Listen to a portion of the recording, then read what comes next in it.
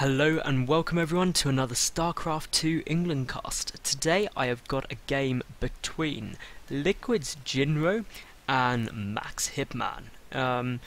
That is, seriously, this guy, he must have sorry if you ever tune into the stream, but he must have sat there and been like, what is the most manly man name I can think of? Well, I'm a hitman, but not any hitman. MaxhitmaN. Seriously. That's quite impressive. That's all there is to say. Anyway, MaxhitmaN, he is the red Zerg in the top left, and we have got Jinro as the blue Terran player in the bottom right. And I'm looking forward to this map. It was, I think it's a Korean, I was going to say North Korean game, a Korean ladder. It was on the Korean ladder, so this should be a pretty good map. Obviously, this is from the Razer Replay pack of the week. And I always love them. I know I always say that, but they're fantastic replay packs of Liquid's players. They do one player each week. They do a replay pack for, and it's awesome. So check it out. It's on Team Liquid Pro. By all means, it is pretty winning. Since not too much is going on at the moment, as always, please leave any comments, criticism, ways to improve my cast in the comment section, because I love feedback. Hopefully, if I get good feedback, I can make the casts even better.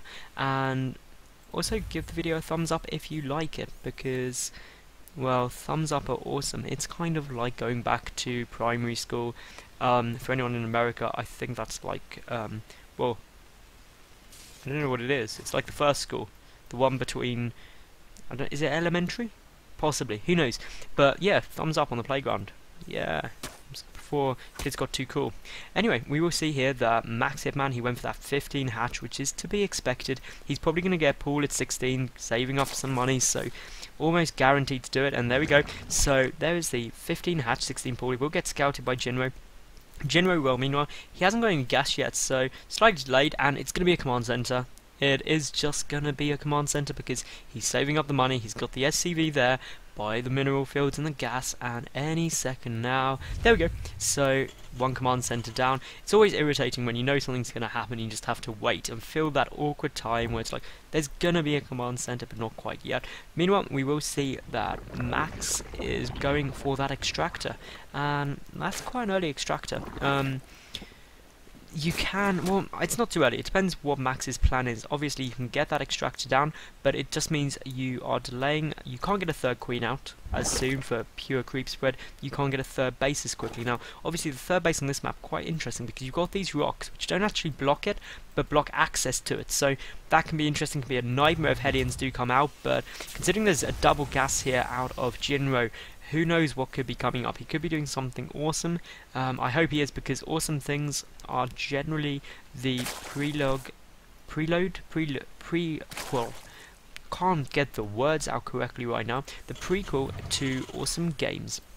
Now, just purely because there's a factory and a barracks here, there's going to be reactor Hellions, and who can blame Jinro for that, because reactor Hellions are good, especially against Zerg, because there's no wall off. You can just run them in, you can kill some drones, and even if you don't kill drones, reactor Hellions, their primary use is to maintain the map control, prevent scouting of the Zerg player, but these Marines will also help with that, because with that bunker there, and even just the Marines there is no way that Max is getting in to get scouting information. But here we go, there's a reactor, so reactor Hellions are go. Meanwhile, Jinro, well, he's got a lot to scout, really.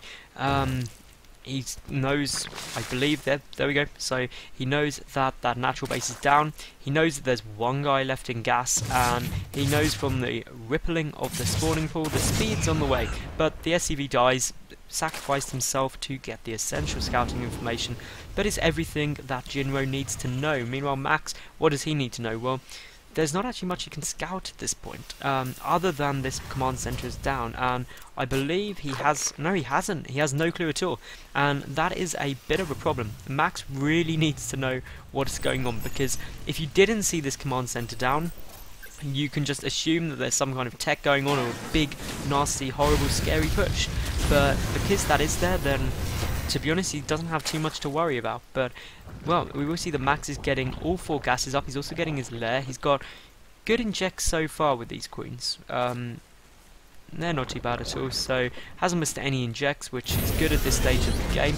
But here we go, Jinro taking his third base. This is a super early third base, and where are those Hellions? Well, here they come in. There's only 2 at the moment, and what are they going to be able to do? Well, they could just going to check the rocks, make sure that this third base hasn't been taken yet. But with the queen, 2 queens here, and the spine, that is going to deny those 2 Hellions getting in. Are there any more on the way? No, it has just been moved off. Just 2 Hellions, and oh no, sorry, 4. I should count and look over the map before I start saying things that make me look stupid. Anyway, those 4 Hellions, they are giving map control. And that's why I said you don't have to be able to get in with Hellions and do damage to make them effective. You just have to deny map control, the scouting, and all that goodness. Because, of course, Maxi has no idea that a third base is coming down. Does Max even know that there's... Max doesn't even know there's an expansion yet. So this is a key mistake a lot of players make, is if you don't scout, how can you possibly expect to do anything in terms of winning? But we will see Max getting down that spy, also getting down a macro hatch, and that macro hatch is going down because he can't take down this third safely because he doesn't have scouting information, and the Hellions are denying it as well. So that's just showing how good Hellions are. 1 Hellion being repaired up, and that is always a good move because it gets more life out of your units. And we are just seeing more bags being added on a starport. Siege mode nearly finished up, a tank coming down. Bailing speed on the way as well here. For Max is getting burrow, so that could be quite cool. If we see some burrow banelings, it would make me happy all day and all night because I genuinely think burrow banelings are my favourite thing to see in a game of StarCraft 2, by quite a considerable margin. I genuinely love burrow banelings just because every single time you get hit by a burrow baneling blast, you hit that real low point and just like, oh, it's about to win and now it's all gone terrible. My whole push wrecked by just a couple of banelings. And if you ever do a burrow baneling hit, well, it just makes your day because whatever your opponent was doing has just been completely crushed, or possibly in the most cost-effective way you could imagine. Yeah, anyway, we will see here the missile turret coming down, so obviously a scan went down at some point for Jinro, so he knows the spire's out and he will be ready to deal with those mutas. How many mutas does he have to deal with though? 7, and he should be fine with that. He's got a lot of marines, he's desperately trying to take out those rocks. Rocks just have a stupid amount of health, but obviously bullets don't kill them too fast. Here comes down to missile turrets, and essentially so many marines and so many missile turrets literally everywhere. These mutas are being denied heavily by Jinro, and Jinro playing amazingly. The third base about 2/3 done there for Max, and he's got a lot of drones he is transferring. What are actually the working count? Well, it's 73 to 49, so Max is in a great spot in terms of workers. That third base is showing you can macro up good if you have 3 hatcheries. But what about upgrades? Well, +1 melee attack coming out, +1 flyer attack, no carapace. Meanwhile, we have already got 1/1 done for Jinro's infantry army. He's getting the stim as well. Is there any sign of an armory? Yes, there is, but vehicle weapons hasn't yet been started. We will see a 4th base coming down here for Max as well. I think that's a nice timing. These burrow banelings just are brilliant because if this 4th base is taken out, well, burrow banelings can do huge damage. They're actually moving forward. Are they going to burrow at this side? I do hope so. I love burrow banelings. Please, where are they burrowing? I'm just going to look. Burrow in the grass. That'd be genius. Yes! Yes, burrow banelings will make me so happy.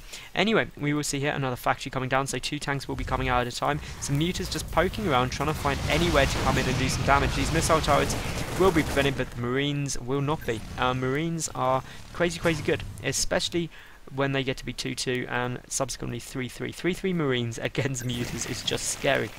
Now we're getting some more banelings coming in here. We're getting a 2nd Evo chamber coming out for Max, and Max, well, he's only got that +1 melee attack and +1 air attack so far. He's not getting +2 air attack either. He still has no carapace upgrade, and because there's no carapace upgrade, he's never going to catch up with Terran vehicle weapons, or it's very unlikely that he will. So Jinro is going to be one-shotting Zerglings and banelings with siege tanks all game long, which makes him a smiley face. Really big smiley face, like that kind of smiley face. Anyway, what else will we see? We've got lots of banelings here for Max, and those mutas aren't really being too great. And if we look at the resources lost, we're 30 minutes in with 100 resources lost to each side. Will that change though? These Zerglings trying to get some damage off on those Hellions, but they do bait them back, and 2 will go down to the Mutas, so that was actually a good little move. You see, once those Hellions are down, the Zerglings become so much happier. An Infestation Pit finally on its way there for MaxhitmaN, and he's also getting that 2-1 upgrades on the way. Here comes the Banelings chaining him, but look at the tank fire. That is a lot of Banelings going down. That was not a good move there by Max. He just doesn't have enough stuff to assault a defensive Terran position, but of course this third base being down is not a good position for Max to be in. But look at the drone count, 90 drones. Some may say that's too many. What Max needs to do now is, he could have done with having that Infestation Pit already to start going to Hive. I mean, if you look at some of the top players, they have Hive by now. Hive is finished, and subsequently are able to get Broodlord tech out, but that's beside the point. What Max needs to do is he needs to get a Hive ASAP. He's on 4 bases, he can afford to do so, and that of course will allow him to get that Infested Broodlord army he needs to assault Jinro's position. What I will say for Max is his creep spread isn't too bad. Quite nice, getting up a spine, and could do with a spore there as well, just to be on the safe side, but not essential by any means. And we will just see some Burrow Banelings going out, so good work there by Jinro, scanning, just picking off any Burrow Banelings, moving forward, creeping forward, and even some more being picked up. Will he scout those 2 though? No, he hasn't seen them. No, but he's gonna miss. Are those are they? No, they're not. Oh, God, look, no, Marines. Detonate. Oh, Max. You disappoint me, Max. You didn't kill any. God, please, just go on.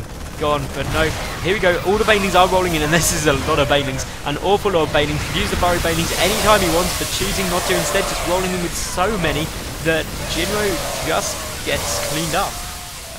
If all else fails, just make so many Banelings, you won a right over the Terran army, and it doesn't matter how much they split or how good or how upgraded their Marines are, you just win, as shown there by Max. And if we take a look at the resources lost tab, not too different, so not actually that cost ineffective. Hive is 3/4 done there for Max. Jinro, well, what's his response to this? He's got a lot of stuff back, and that's essentially because he didn't move everything out. He's kept this 1 tank on the high ground, which is perfect, covering the ramp up to his natural.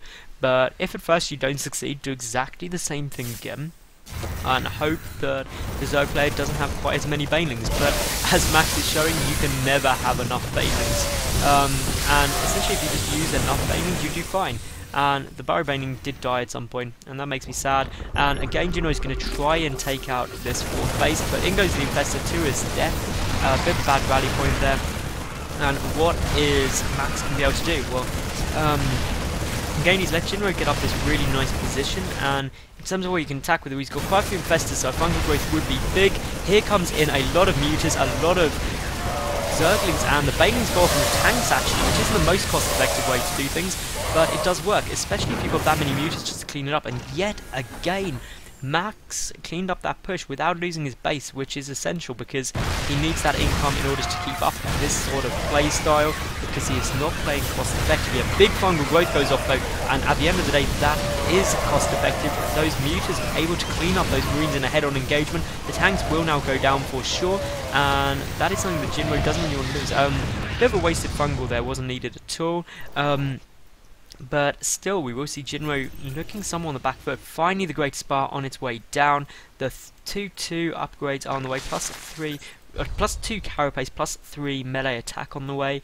These, well, 3/3 Marines are already out. The Adrenal Glands upgrade coming out. Everyone should get Adrenal Glands because it's awesome. Cracklings, which is of course the community nickname for those of you who don't know for Zerglings, because with Adrenal Glands, basically the reason Crackling is the name for anyone who doesn't know is because, well, the Adrenal Glands make them go really, really fast, and Zerglings are called Cracklings because it's like they're on crack. Good bit of useless information there, but anyone who doesn't understand the StarCraft jargon, hopefully that does clear things up a bit. Meanwhile, down at Jinro's base, he's starting to get into problems because his natural is running out of minerals, his main is running out of minerals, so he will soon be on 1 mining base, and here comes in quite a few Mutas. How many Mutas are even on the field? There are 14, so that's quite a nice number. It's not too many. You don't want to overcommit to Mutalist, because in head-on engagements they aren't great, and unless you have gazillions of banelings, then anything's great, seriously. But yeah, here we go. Big engagement coming in here, and Jinro did get a nice siege up, but huge fungal growth goes off. There's a massive fungal growth on all of those medevacs. If he can chain them, that would be fantastic, but so many mutas go down. As I said right at the start, 3-3 Marines are just so good against mutalisks. It is scary, and, well, Jinro, that could have almost lost the game for Max. He's getting 40 more Zerglings coming out, but obviously they are only 2-2 Zerglings against 3-3 Marines. 3-3 Marines are just so good. They tear through everything. There's a couple of Vikings out ready for that transition into Broodlords. There are the Broodlords, but here comes the tanks and reinforcements. The Thor there as well, just to help deal with any mutant play that might come out. And there goes down that 4th base, but a new 4th base cut off 1 head and 3 more are born, so to speak. And, well, in this case 1 more, but there's already another base there for Max, and we've got big engagement going down here. There are some Vikings on the field though. How many are there? Enough? Well, there's no Corruptors at all. And obviously with the Thors and the Vikings, well, those Broodlords won't stay up forever, but can they do enough damage before then? Who knows? Here comes some Queens for some transfuse, but it looks like the Jinro is pulling ahead, and that is nice, and Max just GG's out. And can't blame him. Jinro did a beautiful job. Really, I would have said Jinro was quite far behind. Max, he just didn't really get aggressive enough. I think MaxhitmaN's problem was he didn't get that great Aspire up and the hive tech units quickly enough to deal with Jinro's position. Jinro could just sit happily on 3 bases, defend, and admittedly Max did some great defending of his own. But that was purely just because he had so many banelings from his economy that he just did it. But without applying pressure of your own, you have no problem. I mean, the end game, it was 80 drones to 65 SCVs. So, again, Jinro had enough. He had enough income just to slowly work his way down, and Max couldn't keep up.